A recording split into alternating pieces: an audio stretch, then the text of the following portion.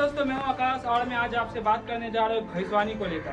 तो ये भविष्यवाणी है प्रजापिता ब्रह्म कुमार ईश्वर विश्वविद्यालय के संस्थापक के। उनके अनुसार 2036 तक इस दुनिया का विनाश हो जाएगा और एक नई दुनिया का प्रारंभ होगा। तो हम जानेंगे इस वीडियो में कि आखिर कितना सत्य और कितना असत्य है। तो इस विषय पर आगे बढ़ने से पहले मैं आपको दुनिया की जो और भी भविष्यवाणी है जो अलग अलग धर्म में बताया गया उसके बारे में बताता हूँ। तो सबसे पहले मैं बात करता हूँ सनातन धर्म के बारे में। तो सनातन धर्म के बारे में विनाश के ऊपर क्या कंसेप्ट है, ये भगवत गीता में एक श्लोक है जिसमें इस बात का वर्णन है कि मनुष्य का विनाश कब होता है। तो श्री कृष्ण अर्जुन को संबोधित करते हुए कहते हैं, हे अर्जुन, जब मनुष्य का मन विकारों से अधीन हो जाता है, विकारों के अधीन हो जाता है तो उसका विवेक नष्ट हो जाता है, और जब मनुष्य का विवेक नष्ट हो जाता है तो वो सोचने और समझने में असमर्थ हो जाता है, जिसके कारण उनके बुद्धि का विनाश हो जाता है और बुद्धि के विनाश होने से उस मनुष्य का विनाश हो जाता है। तो ये है विनाश के बारे में भगवत गीता का वर्णन। और यदि आप वर्तमान की स्थिति देखें तो संपूर्ण विश्व में कहीं ना कहीं मनुष्य की स्थिति आज ऐसे ही है। कामनाएं मनुष्य के भीतर चरम स्तर पर पहुंच चुका है।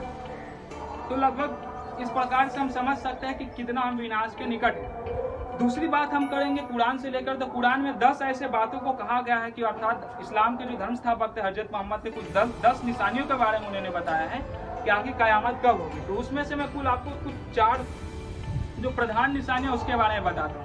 पहली निशानी जो है कि संपूर्ण विश्व में धुआं छा जाएगा। धुआं छाने का तात्पर्य क्या है?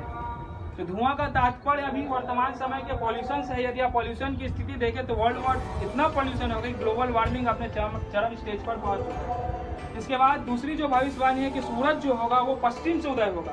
तो इसमें बहुत सारे स्कॉलर्स का ये मानना है कि वो ये सोचते हैं कि जो सूरज का उदय होगा वो पूरब से होगा और पश्चिम से होगा, लेकिन यह इंसान का भौतिक दृष्टिकोण है, अर्थात कह लीजिए लौकिक दृष्टिकोण है। यदि हम सूक्ष्म दृष्टि से देखें, अर्थात रसूल सल्लम साहब की जो स्थिति थी, उनकी जो आत्मिक स्थिति थी, वो क्या बोलना चाहते थे, उस हिसाब से देखें तो हम स्वतः इसको समझ जाएंगे कि आज वर्तमान समय में जो सूरज है वो पश्चिम से ही उदय हो रहा है। तो आप बोलिएगा कैसे? आज संपूर्ण विश्व में पश्चिम का ही वर्चस्व है। संपूर्ण दुनिया पश्चिम को ही फॉलो कर रही है, चाहे खान पान के मामले में हो, शिक्षा व्यवस्था के मामले में हो, वस्त्र पहनने के मामले में हो, और ये कह लीजिए कि संपूर्ण विश्व पर आज पश्चिम का ही नियंत्रण है। इसके बाद जो सबसे तीसरा विषय है दज्जाल।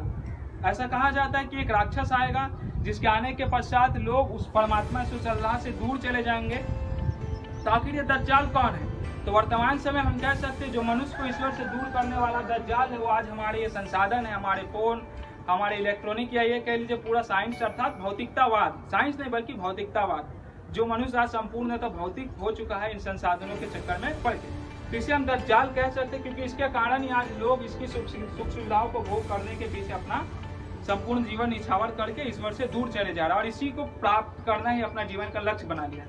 तो ये हुई तीसरी निशानी। चौथी निशानी है कि ईसा अलैहिस्सलाम आएगा, अर्थात जीसस क्राइस्ट का इस धरती पर आगमन होगा और वो क्या करेंगे, वो दज्जाल का नाश करेंगे। तो जिस व्यक्ति के द्वारा भौतिकतावाद का इस दुनिया में नाश होगा, अर्थात जो लोग ये जो कंसेप्ट बनाए, लोगों के इधर कंसेप्ट बनाए भौतिकता ही सब कुछ है, उससे जब लोग डाइवर्ट होंगे और जिस व्यक्ति के द्वारा होगा वही ईसा मसीह होगा। तो ये कुरान की बात है। अब तीसरी बात हम आते हैं बाइबल के बारे में। बाइबल क्या कहती है प्रलय के बारे में? तो बाइबल क्या कहती है प्रलय के बारे में, आखिरी दिन के बारे में? तो मैं आपको बताता हूँ। इसको समझने के लिए आप नबूकदनेस्सर के स्वप्न को समझना होगा। नबूकदनेस्सर बेबीलोन का एक राजा था। उन्होंने एक स्वप्न देखा था और स्वप्न में एक मूर्ति देखी थी जिसमें उन्होंने 5 स्टेज में मूर्तियां थी। वो मूर्ति के जो सिर था वो सोने का था, छाती चांदी की थी, पेट से लेकर जांघ तक की जो स्थिति थी वो कॉपर का था, और उसके नीचे लोहे का, अंत में जो स्थिति थी वो मिट्टी और लोहे की थी। तो ये वास्तव में मनुष्य की आत्मा की स्थिति है। यदि हम देखें आज से जो हम हजारों साल पीछे जाए तो लोगों की जो बुद्धि थी वो अति श्रेष्ठ थी, अर्थात स्वर्ण समान थी, लेकिन धीरे धीरे लोगों का जो बुद्धि हुआ वो कॉपर स्टेज में आया, फिर जो आयरन स्टेज में आया, और आज तो मनुष्य की बुद्धि आप देखें दुनिया की ऐसी ऐसी घटनाएं हो रही है कि जैसे कि प्रतीत होता है कि केवल कीचड़ ही कीचड़ गंदगी है। तो ये सारी निशानियां वर्तमान समय में पूरी हो चुकी है।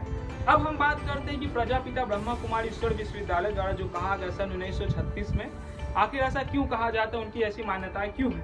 सन 1936 में प्रजापिता ब्रह्मा के तन में परमात्मा का अवतरण हुआ और तब से लेकर परमात्मा के महाभाव के अनुसार 100 वर्षों तक इस संगम युग का समय है। अर्थात ये कह लीजिए कि परमात्मा का ये प्रोजेक्ट है और इस प्रोजेक्ट के अंतर्गत 100 वर्षों में इस दुनिया का परिवर्तन होना है।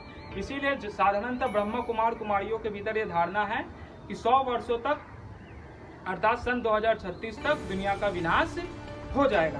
तो आप ये कहेंगे कि अगर दुनिया का विनाश हो जाएगा तो ये ब्रह्मा कुमारी इतने संसाधन क्यों संग्रह करती है? तो मित्रों, ये संसाधन इसीलिए संग्रह किए जा रहे हैं, या फिर जो संसाधन उनके पास है वो मूलतः समाज के निर्माण के लिए, समाज के भलाई के लिए, उनके लिए ये सारे संसाधन समर्पित हैं। आप भी जाए तो आप वहाँ पर निःशुल्क जाकर राजयोग की शिक्षा ले सकते हैं। अब मैं आता हूँ कुछ लॉजिक के बारे में, ईश्वर की उस व्यवस्था के बारे में जो मैं आपको प्रैक्टिकल बताऊंगा। तो जैसा कि आप इधर आइए, दुनिया का विनाश कब होगा तो आपको स्पष्ट हो जाएगा। आप आइए इधर सामने, मैं आपको दिखाता हूँ। जैसा कि आप सभी ये देख सकते हैं, मान लीजिए एक घटना मैं आप क्रिएट करता हूँ यहाँ पर। मान लीजिए मैं परमात्मा हूँ और इधर आप कैमरा मेरे को बोलूँगा, आप इधर दिखाइए। मान लीजिए दुनिया है, जैसा कि आप सभी देख रहे हैं, और इस दुनिया में अनेकों लोग हैं। अब इस घरों की स्थिति ऐसी हो चुकी है कि यह घर अब रहने योग्य नहीं है, दीवार टूटने वाला है। इस घर में रहने वाले लोगों की स्थिति अत्यंत ही दयनीय हो चुकी है। अब मेरा जो लक्ष्य है कि इस घर को मैं बनाऊंगा, तैयार करूंगा, लेकिन प्रश्न ये आता है कि जब मैं घर के इस मकान को जो मैं बनाऊंगा तो इस घर में कौन से लोग रहेंगे, वो लोग कहाँ से आएंगे? तो इस घर में जो लोग हैं उसी लोग पुनः उस घर में जाएंगे। तो जब इसी पाप दुनिया से जो पापी मनुष्य उसी घर में जाएंगे तो फिर वहाँ पर पाप फैलाएंगे। तो ईश्वर ने सबसे पहला कार्य यही किया कि इस दुनिया में आकर उन लोगों को तैयार करने, उनका प्रथम कार्य था, प्रथम उद्देश्य था, जो सतयुग में जाएंगे अर्थात जो स्वर्ग में जाएंगे। यही उद्देश्य दुनिया के हर धर्म स्थापक, हर नबी, हर पैगंबर का रहा कि वो स्वर्ग में जाने योग्य मनुष्य को तैयार करने के लिए ही आए।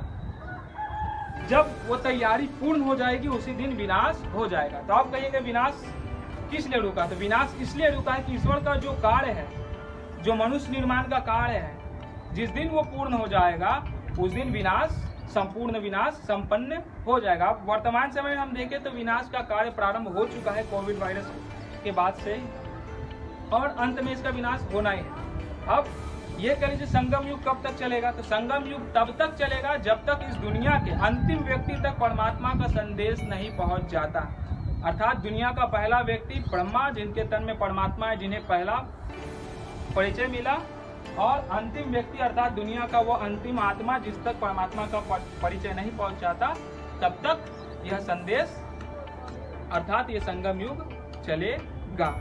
तो ये थी विनाश के बारे में। तो विनाश तभी होगा जब दुनिया के सभी जीव आत्माओं तक संदेश पहुंच जाएगा और जितने भी लोग जो सतयुग में जाएंगे वो तैयार हो जाएंगे। बस इसी कार्य के लिए ये समय रुका हुआ है, और आप यदि कहें तो पूर्णतः संपन्न होने के कगार पर है कि दुनिया के अलग अलग धर्मों की जो निशानी है वो भी पूर्ण हो चुकी है, और जो परमात्मा का महावाक्य है वो तो अटल है, वो पूर्ण होकर ही रहेगा।